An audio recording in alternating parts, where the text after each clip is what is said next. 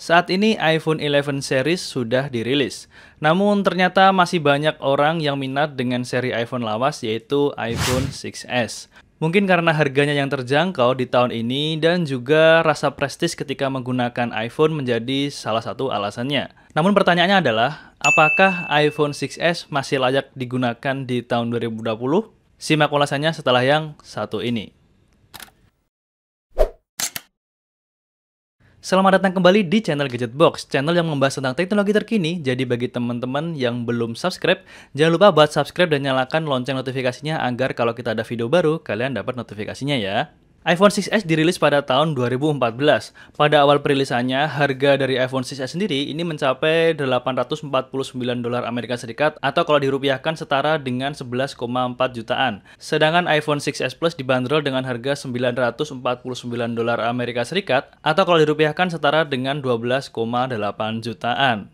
Mahal juga ya guys, tapi sekarang kalian bisa mendapatkan iPhone 6s di harga 1,5 hingga 2 jutaan. Itu kalau harga second atau harga bekas, sedangkan untuk harga barunya di kisaran 2-3 jutaan lah ya. Tapi mungkin kalian akan susah mendapatkan iPhone 6s yang baru karena sudah 6 tahun sejak awal perilisannya. Dan kebanyakan di Indonesia sekarang ini sudah banyak beredar versi iPhone 6s yang bekas atau second. Nah, pertanyaannya sekarang adalah, apakah iPhone 6s ini masih worth it dibeli di tahun 2020? Mengingat harganya sekarang ini sudah sangat turun atau sudah sangat murah, tapi apakah masih worth it buat dibeli di tahun 2020?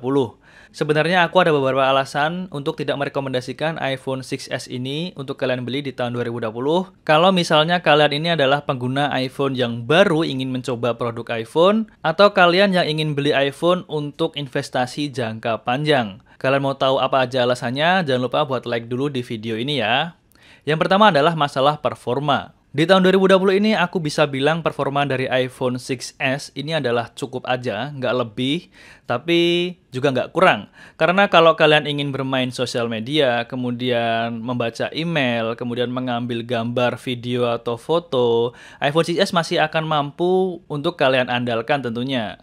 Cuman kalau untuk bermain game berat, meskipun di tahun 2020 ini beberapa game berat masih bisa dijalankan di iPhone 6s, tapi tentunya bermain game berat di iPhone 6s ini tidak akan senyaman seperti kalian bermain game di iPhone yang ada di atasnya. Contohnya di iPhone 7 Plus atau iPhone 8. Kalau kamu merupakan tipe pengguna smartphone yang cuman bermain sosial media, merekam video, streaming drama Korea, iPhone 6s sepertinya masih bisa diandalkan. Untuk mengambil foto dan video, iPhone 6s dibekali kamera dengan resolusi 8 megapiksel. Ya, cuman 8 megapiksel aja.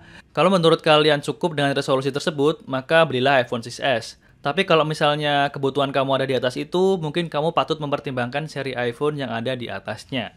Untuk alasan yang kedua adalah terkait baterainya. Baterai dari iPhone 6s hanya 1715 mAh.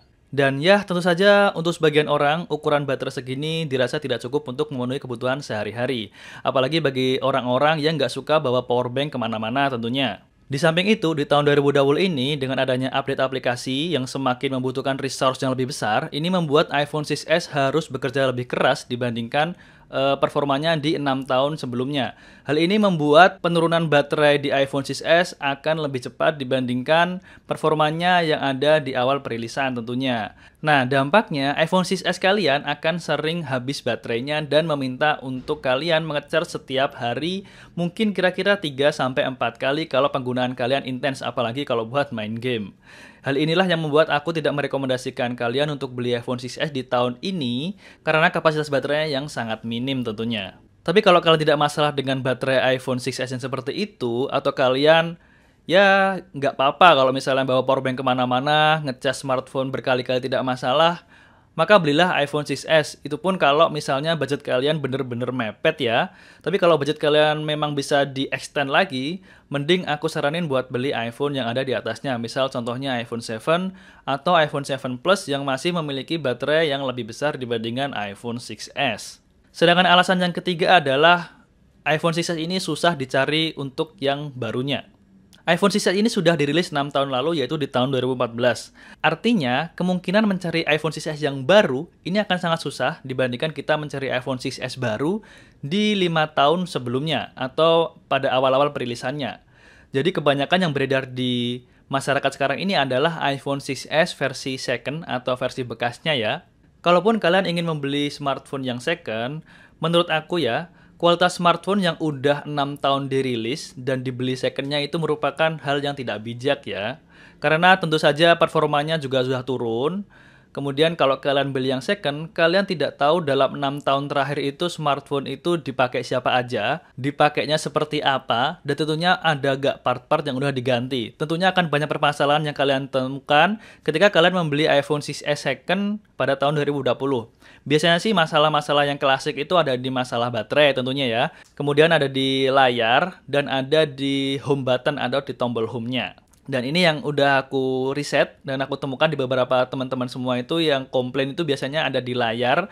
Layarnya kadang udah diganti lah atau nggak ori, kemudian baterainya ternyata udah di-replace, dan tombol home-nya yang udah nggak berfungsi untuk fingerprint-nya. Jadi kalau kalian ingin beli iPhone 6s second, pastikan toko online yang kalian kunjungi untuk membeli iPhone 6s sudah terpercaya dan tentunya memberikan after sale yang lebih baik. Jadi kalau kalian misalnya ada komplain, ada kerusakan, si tokonya ini bisa bertanggung jawab atau memberikan garansi lah minimal. Tapi tentu saja membeli iPhone 6s second di tahun ini aku tidak merekomendasikan. Kalau bisa carilah yang baru, tapi itu sepertinya sangat sulit sih. Tapi kalau bisa sih yang baru aja, karena dengan membeli iPhone 6s baru maka kalian akan merasakan pengalaman pertama dan tidak mengalami masalah menggunakan iPhone 6s tentunya. Itu tadi adalah alasan mengapa aku tidak merekomendasikan untuk teman-teman beli iPhone 6s di tahun 2020 ini. Tapi ini bukan berarti aku melarang teman-teman untuk tidak boleh membeli iPhone 6s ya. Kalau kalian ingin membeli iPhone 6s silahkan. Cuman aku tadi udah ngasih beberapa pertimbangan yang bisa kalian pertimbangkan sebelum membeli iPhone 6s. Contohnya buat teman-teman yang memang dananya terbatas banget dan pengen banget punya iPhone, kalian boleh saja membeli iPhone 6s sesuka kalian. Tapi setidaknya aku memberikan informasi atau pengetahuanku sebagai pengguna iPhone juga kepada teman-teman semua bahwa untuk kualitas iPhone 6 di tahun 2020 ini seperti ini loh, kayak gitu. Jadi aku harap video ini bisa memberikan informasi buat teman-teman semua sebelum membeli iPhone sehingga bisa mempertimbangannya terlebih dahulu. Semoga video ini bisa menjadi pertimbangan teman-teman semua buat beli iPhone. Bagi yang mau pertama beli iPhone di tahun 2020 ini, kalau kalian misalnya suka sama video ini, jangan lupa klik like di video ini. Dan bagi teman-teman yang sekarang ini nonton pakai iPhone, coba tolong tuliskan di komentar iPhone apa yang sekarang ini kalian pakai buat nonton video ini. Sama yang belum subscribe, jangan lupa buat subscribe di channel Gadgetbox ini ya. Jangan lupa buat follow Instagram kami juga di @gadgetbox_id. Saya Gilang pamit undur diri dan sampai bertemu di video Tekno selanjutnya.